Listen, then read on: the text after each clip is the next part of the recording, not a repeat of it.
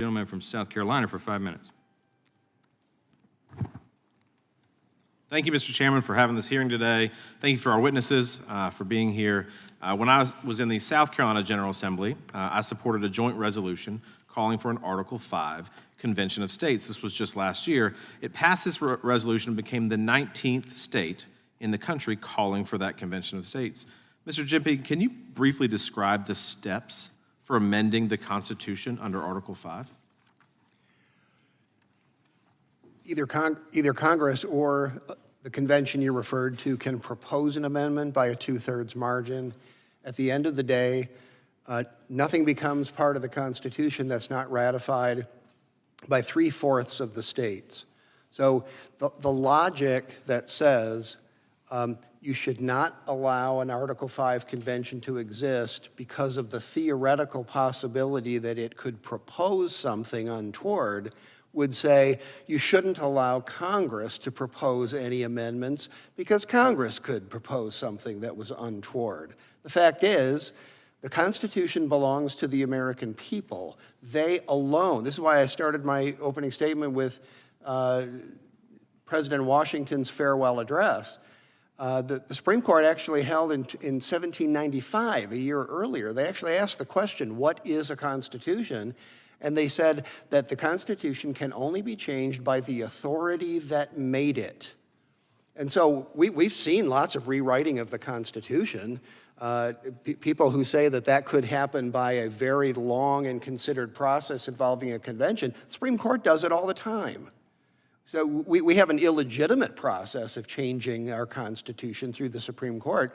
I worked for Senator Orrin Hatch. One of his predecessors as a senator from Utah was on the Supreme Court, George Sutherland. He wrote, there's a difference between amendment and amendment in the guise of interpretation. Right, so if you look at this, there's been thousands of amendments proposed to the Constitution, and a handful of them have been adopted. That's right. About over 12,000 joint resolutions have been introduced in Congress to propose constitutional amendments. Congress has proposed 33. Right, and so to the point, you know, I hear the sky is falling from the other gentleman earlier, like that we're going to somehow go backwards in some way. But to me, the only thing that could be proposed and ratified are things that are extremely popular with the American public, like a balanced budget amendment, like term limits. These are the types of things that could rally the people to do that. Would you agree with that? Absolutely. The sky is not falling. I think if we had a dime for every time that was the argument against a particular position, the national debt would be lower than what it is. I think that nothing comes into the Constitution except 3/4 of the states ratify it.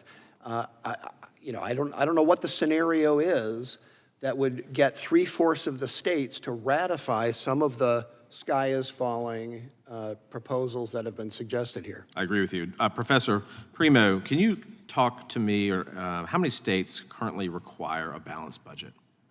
Basically, every state requires a balanced budget.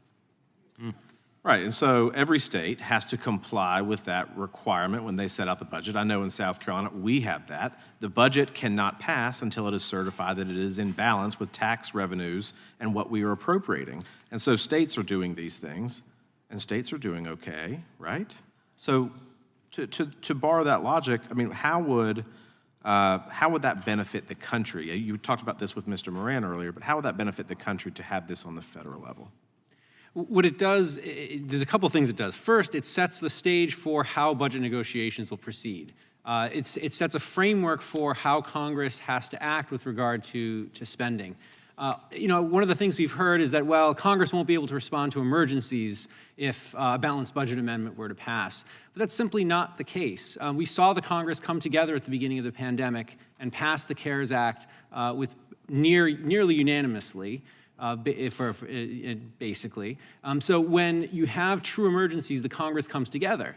But in situations where you have pieces of legislation that add trillions of dollars to the debt, as we saw a couple of years ago under conditions that weren't really an emergency if we take that term seriously, those bills wouldn't have passed under the constitutional amendment. It seems to me that's exactly the kind of discipline Congress needs. Yeah, but would it surprise you to know that in South Carolina that the budget is passed every year almost unanimously with both parties agreeing?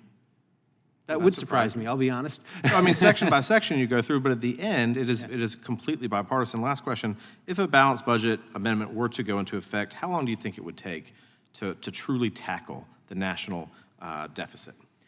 I think the optimal approach is to have a glide path to a balanced budget where you give Congress at least a decade, maybe even a little more, to really bring the budget into balance, because you can't go from sort of